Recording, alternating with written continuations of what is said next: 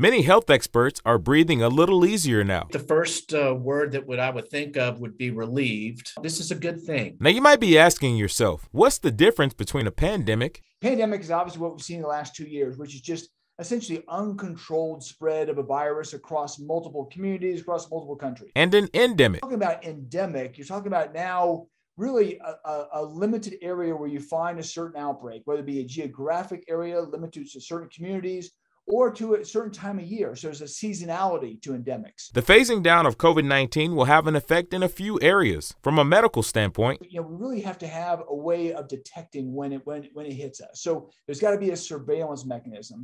And then once you do detect that you have that virus or that disease state, is you have to have a process of how to manage those individuals who are suffering from that. Then there's the different ways of reassessing resources due to changes in demand. We have had teams of vaccination teams that have assisted the state for this period of time.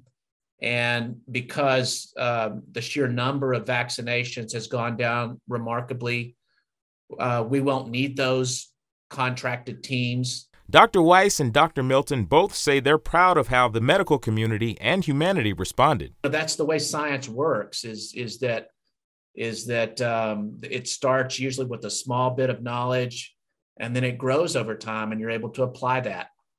And I think that's what I'm most proud of. We've also seen some spectacular science. We've seen some spectacular examples of humanity and the goodness of humanity and the spirit of community. In Amarillo, Rochelle Hamilton Jr., KAMR, Local 4 News.